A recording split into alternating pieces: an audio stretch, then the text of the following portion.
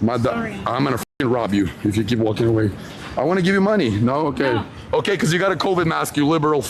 Vitali, once a self-proclaimed prank king of YouTube who built a career screaming it's just a prank bro whilst harassing strangers for views. Well, he's now rotting inside a Filipino jail cell. And no, this isn't another one of his viral stunts. This is real life. No camera crew, no social experiment excuses, just 4 cement walls, cockroaches, and karma with a front row seat. And the plot twist? No one, literally no one, is coming to save him. Not Russia, not the US, not even the fake fans who used to comment, bro, you're a legend. The US and Russia may not agree on much, but they are absolutely set on the fact that neither of them wants Vitali.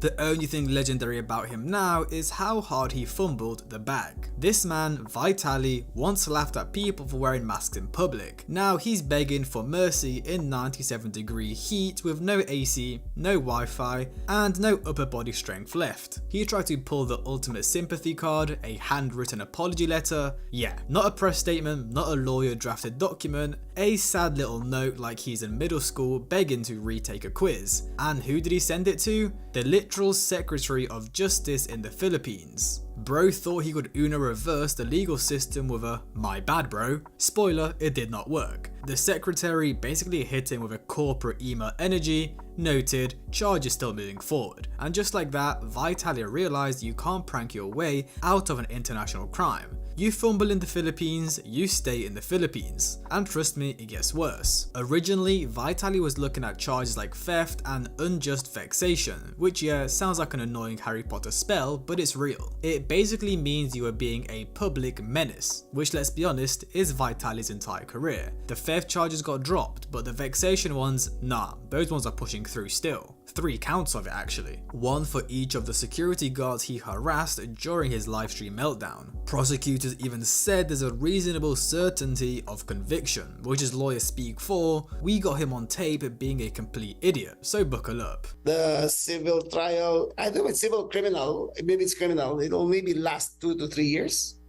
Then the minimum charge I think will be 5 years per guilty verdict. Oh, and speaking of idiots, his legal team allegedly tried to bribe the guards. Yeah, they didn't even try to be subtle, just straight up, hey man, sorry about that live stream where I fake robbed you, here's some hush money. And the guards, they weren't having it. They basically told him, keep your influence and money, we're not selling our dignity for some YouTube monetization scraps. Legendary. The guards are more solid than half the people Vitality's ever filmed with. And this right here is the new trend of streamers. Act reckless, harass people, break laws in foreign countries, and the second they get caught, suddenly it's, I'm mentally unwell, I need help, please understand me. Bro, this ain't a therapy session, this is prison. You're not here to thrive, you're here to reflect. And the Philippines government saw right through it. They shut that pity train down immediately. Now there's speculation that Vitali might be dealing with withdrawal in jail. Whether it's from steroids, substances, or just a lack of attention from his 14-year-old fans, his health's apparently in bad shape, and sources say he's experiencing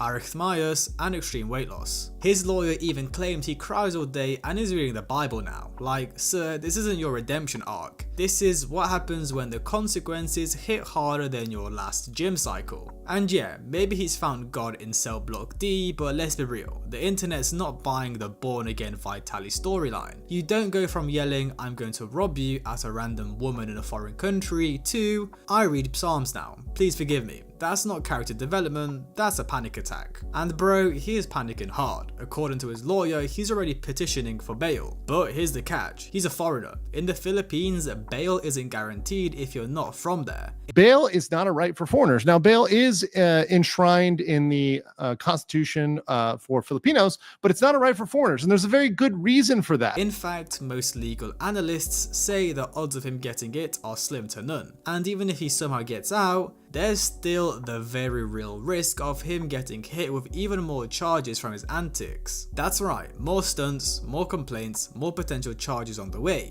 Man's building up more sequels than a Marvel villain. But let's go deeper, because this is about more than one prankster melting in jail. This is about accountability finally catching up with internet chaos culture. The same guy who's been arrested over 20 times around the world, from failed invasions to assault charges to trespassing, is now finding out that other countries don't play those games. The Philippines made that crystal clear. Even the president weighed in, literally asking reporters, "Can I curse at him?" Bro got roasted by an entire president. That's not prison, that's poetic. And don't think Vitaly can count on Putin or Trump to slide in and save him. Russia publicly stated that its citizens must follow local laws and they're not stepping in. The US, they've ghosted harder than your last Hinge match. Not a single public statement, no diplomatic effort, nothing. It's almost like nobody wants him back. He's not just undesirable legally, he's undesirable globally. Man's out here getting soft blocked by 2 entire nations. Now, some supporters are still trying to spin a redemption story. He gave money to the poor, they say. He hunted predators online. Yeah, cool. Still doesn't erase the fact that he harassed people live, faked crimes for views, and tried to bribe his way out of this like it was a GTA side mission.